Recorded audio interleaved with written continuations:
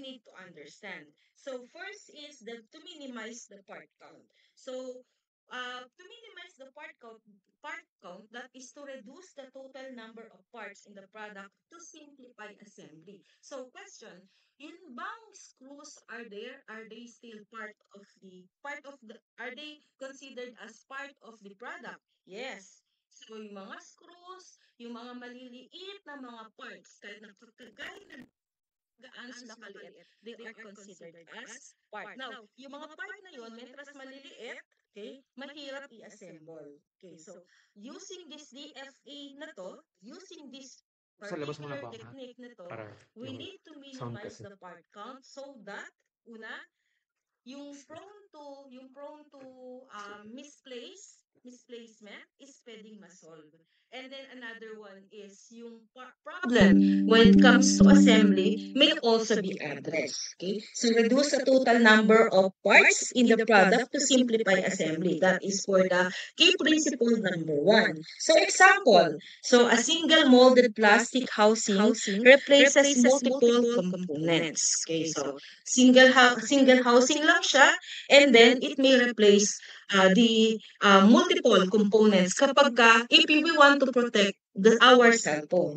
Another one is use self-locating features. So design components with features that guide them into place during assembly. Ito yung part na halimbawa ay it will not fit, okay, a certain product will not fit, or a certain part will not fit. So may mga shapes or may mga slots tayong tinatawag that is exclusive lang dun sa particular part na yon. So with this, the idea of assembling the product will run smoothly on the part of the client or the user. Another, we have standardized assembly orientation. Example nga pala dito sa tinatawag nating self-locating features is the Poka yoke. So yung Poka yoke na yon, may mga shapes siya. Let's say, pagka yung idea ng sa mga outlet, yung tatluhan lang, yan. So that's an example of Poka yoke. Another, dun sa outlet pa rin, na kapag bilog yung saksakan mo, kay bilog, tapos yung sasaksakan mo or yung mismong outlet is flat, it will not fit. So therefore, you need to use a different cable para magamit mo yung particular na outlet na yun. Okay? Another is the standardized assembly orientation. So design parts to be assembled in a single orientation to streamline the process. So example, symmetrical parts eliminate the need to check orientation. If that is how you're going to standardize kung paano i-assemble. Example, so kung meron kang magkakamukhang part, okay, magkakamukhang part na yan, so you know how you're going to assemble a particular part. Kasi yung magkakamukhang part na to, it will be isang part lang siya nung product na binili nyo or binili nung user.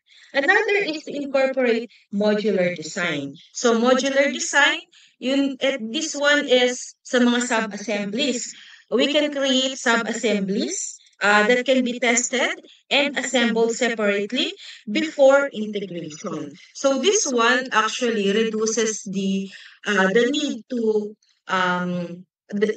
reduces the time to collapse or rebuild a certain product or a certain construction. Example, sa mga laptops keyboard, no, module can be pre-assembled and attached to the chassis as a single unit.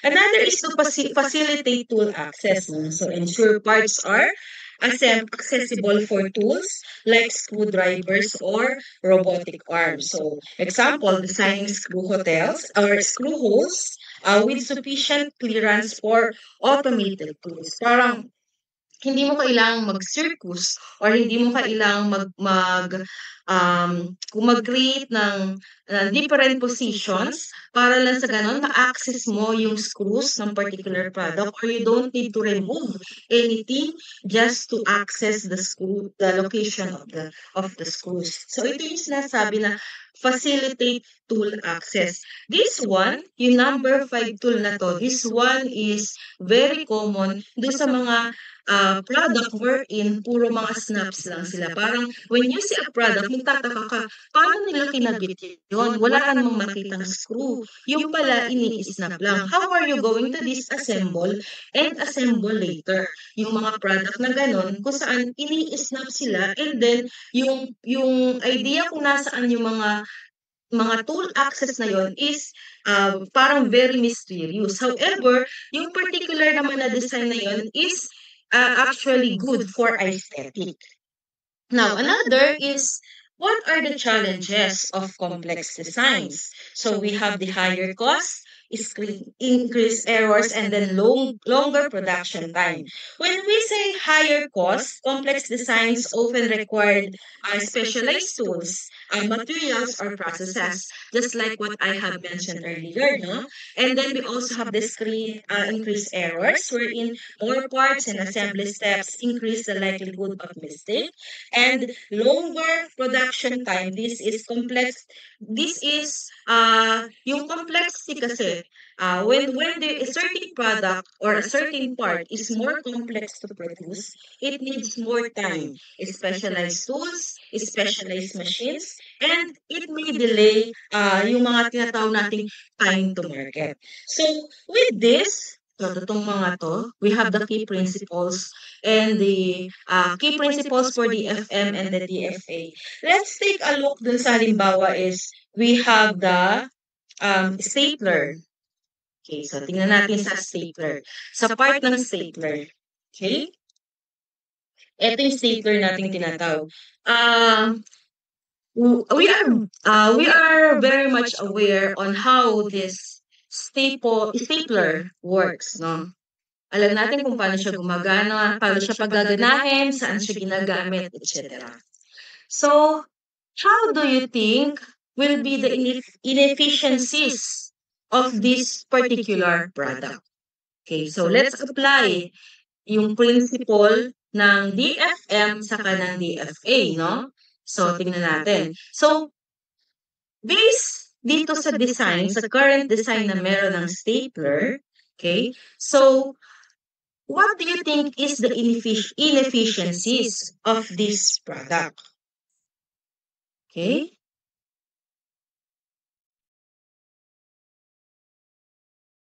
Tawag ako?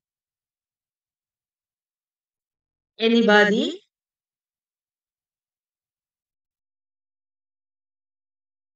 What do you think is inefficiencies of this product?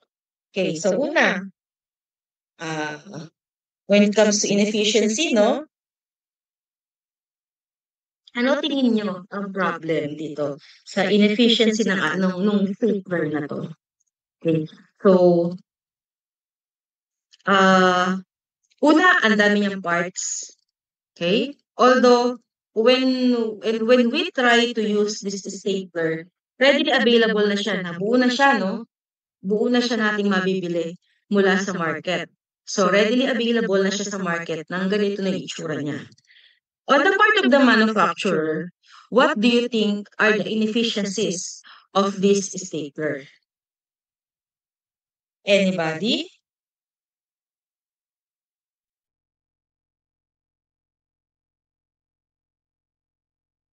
Anybody po?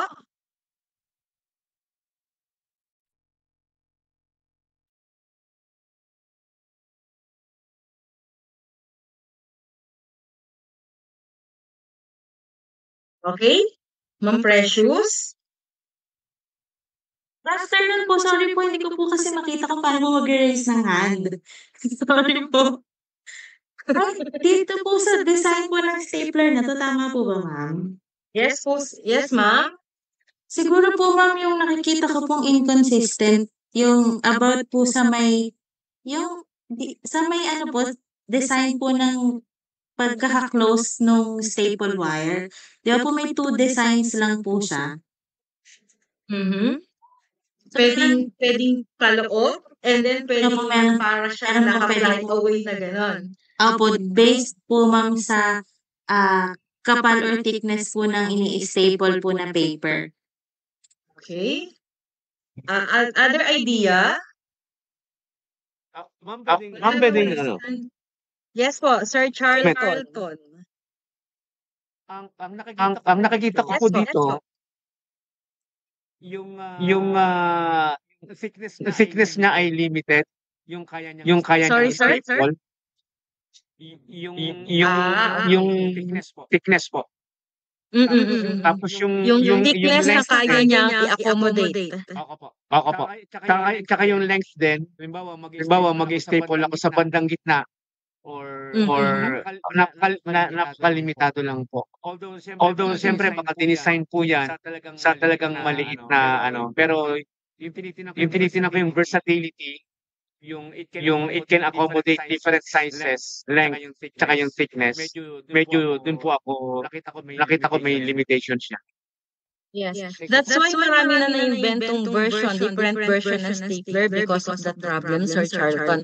So if you are familiar dun sa mga stapler na talaga may mahaba siyang handle na nag-a-adjust, yun yung nakita nilang another limitation nitong ganitong klase ng stapler. But that is a good observation po. So kasi these are the yung original version or sorry for the original version. Kung dito yung common stapler na nasa market. So that's why na-retain lang siya as ganito. And siguro one of the reason of the manufacturer why they did not remove this particular design of the stapler is that karaniwan dun sa mga ini-stapler is or napansin nila or nagkaroon siguro sila ng needs assessment or maaaring nagkaroon sila ng interview or observation with the user of the stapler, napansin nila na pagka pala ang usual na ginagamit ng stapler ay usually ay sa mga offices lang na kung saan medyo maninipis lang yung mga ginagamitan nila na stapler. Nakita ko nag-raise ng hand si Spencer. Hello ma'am, good afternoon po. Yes, sir. Ma'am, nakikita kong inefficiency doon sa inefficiency sa ano, yung pagkakaroon ng damage sa paper. Di katulad kasi ng mga clips tsaka ng mga binder clips, yung butas dun sa na nagagawa ng stapler. Di na po pwedeng i-undan or ibalik. Kaya lang sir, kapagka naman hindi nila binutas yung paper, there is no way for them to clip. Yung to clip something, no? To hang on or to cling on the paper, no? So hindi sila tama naman po kayo. That is how the stapler works kasi ang objective kasi ng stapler is to join the document without much problem on the part of the user. Na hindi masyado nakakaabala sa user yung mismong ginagamit nilang way kung paano siya ibabind. Okay, so that is the objective of the stapler. Meron pa po bang any idea? Efficiencies, no? So, may I hear, let's say, we have here the, sorry, ayaw lumipat ng aking ano. We have here the desk lamp. Okay.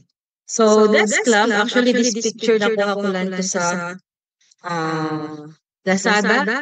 Nakuha ko siya sa Lazada. Pasensya na po kayo. Hindi na ako gumamit ng copyright. Okay, so desk lamp, this is a common product with design complexity. So, from the original, this design, ito yung masabi ko original because ito yung unang-una kong nakita. Okay, na design ng lampshade. Okay, desk lamp or lampshade yan. So, this is a common product with design complexity that can be significantly optimized using design for manufacturability, and design for assembly principle. Okay. Now, tingnan natin. How about the part count? Okay, so let's consider, halimbawa ay ito na lang, itong common design na to ng lampshade. Let's consider this particular lampshade. Okay, so what do you think or what can you say about the number of parts in this particular lampshade?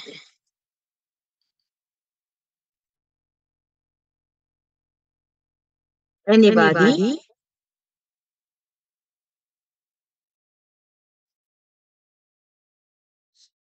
Ma'am, saang lampshade di ba tatlo yan? 1, 2, 3? Sa 1, Ay, sa this una? one, itong nasa gitna. Can you see my mouse? Oo. Okay. Sige, sir. What can you say about the number of parts for this particular lampshade? Kasi part count is necessary, no? If we're going to apply the DFN and the DFA. Okay, so what can you say about this? About the number of parts in this particular lampshade? So, pwedeng yung cover mismo. Okay, ilan yun? So, depende dun sa kanyang ribs. Ito, ritong. Can you see my mouse? Yes, Yung mouse pointer Yes, ko? ma'am. Yes, Kita ma'am. ko. Oo. Pwede Yes, ma'am. itong particular na to, this ribs, no? Okay. Pwede isang part yan. So, hindi pa kasama yung cover niyan. The circle at the top, okay? And then the other one sa ibaba, pwede another part. We can see only 2 ribs here, but if we're going to analyze the design, we can say na tatlo sila. Okay? Sa loob, wala akong picture sa loob, but ina-assume natin na nasa loob ay yung bulb, and then yung bulb set. Pwedeng meron ding switch, and then yung post, etong post na to. Okay? And of course, yung pinaka-base niya. Meron pa ba akong nakalimutan? Yung holder bam ng bulb. Holder. Yes, yung holder ng bulb. Okay, kasi kailangan niya ng holder, no? Yes. Okay? So, yung mga wires also? Yung wire. Black. Yes. Okay, so that is for the part count. So, titingnan natin kung how they're going to produce this lamp. So, masabi natin na we have the base, we have the arm. Kung masasabi ba natin arm tong post na to. We also have the hinge. May hinge ba tayong nakikita rito? But this hinge, applicable ata yung hinge dito sa part na to. So, the lampshade, this one, yung may cover na to, the lampshade, no? The wiring, so this may increase the manufacturing flexibility. Now, how about the material inefficiency? What can you say about the material efficiency, the use of multiple materials? What are the materials that you can see in this particular product? Okay. What are the materials that you can see for this particular product? Hello po, ma'am. Yes po. So, hindi ko po kasi makita kung saan mag-rest ng hand. Siguro po yung pinaka-pole, limited adjust, hindi po siya masyado na-adjust in terms of the angle and the height. So, nakita ko pong Material, limited. sir, material. Material inefficiency, material. So, dun tayo sa material, sir. Wait lang po, ma'am. Okay po. So, about the others?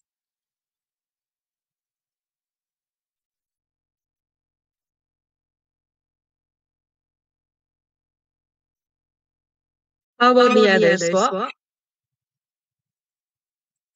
Hello po, ma'am. Yes, sir, Ian. Feeling ko, na-achieve naman po niya yung nasa design, pero feeling ko inefficient po siya based yung, hindi ko po tawag din yung cover. So, bakit kasi ako nakikita na Kagaya po ng dalawang isa na hindi naman kailangan gumamit ng space masyado. Pero feeling ko yun naman po ang goal niya para sa aesthetic. Pwedeng halimbawa, sir, pwedeng yung material that they use for the cover. Di po ba? Pwedeng there's a chance to improve or there's a chance to reduce. There's also a chance to improve or reduce the base, the material used for the base, or the material used for the yung pinaka-post po na to. Okay? So there's also a chance to improve, no? As well as the wire. Pati po yung wire na ginamit, no? So may chance po na pwedeng ma-improve pa. Or may chance din na this complicates manufacturing and complexity. Parang yung paggamit ng multiple materials. Paggamit ng multiple materials might complicate the manufacturing and recycling. For example, hindi naman pwedeng pare-pareho sila metal. Kasi check, tong part na to, mahihirapan siyang i-develop kasi kapag ginawa tong metal, there will be no shade. Diba? So, yung part na yun. Okay? Another is the assembly and complexity. So, requires precise alignment of hinges and multiple screws. May screws ba tayo dito kung sakasakali? Baka yung part lang ng sa bulb, no? Kung sakasakali yung screws na tinatawag. And then, maintenance and sustainability, difficult to replace parts like bulbs or hinges, leading to shorter product life and higher waste. So, yan yung for our example, as our example for the DFM and DFA. Okay? Yan. So, another one. So, balik tayo dun sa kanina. What are the strategies or what are the strategies on how we're going to reduce complexity? Okay. So, how are we going to reduce complexity? So, first is combine functions. So, design components that perform multiple functions to reduce part count. Example, yung dashboard that integrates air vents, okay, electronics and structural elements into a single module. So, example niyan. Good example of this is a car dashboard that integrates air vents, electronics, and other structural elements. Okay? So, another is the design for modularity. Break the product into independent modules that are easier to manufacture and assemble. Example, yung mga smartphones with swappable camera or battery modules. Hindi yung hindi katulad ng mga current smartphones ngayon na kung saan yung mga camera is built-in na. So, yung before, di ba? Yung mga camera, yung mga battery pala, sorry. Yung battery is may be-replace or pwedeng magpalit kayo ng battery kasi mahina na yung battery ng phone na to. Palit kayo ng battery kasi meron kailangan tawagan. Something like that, no?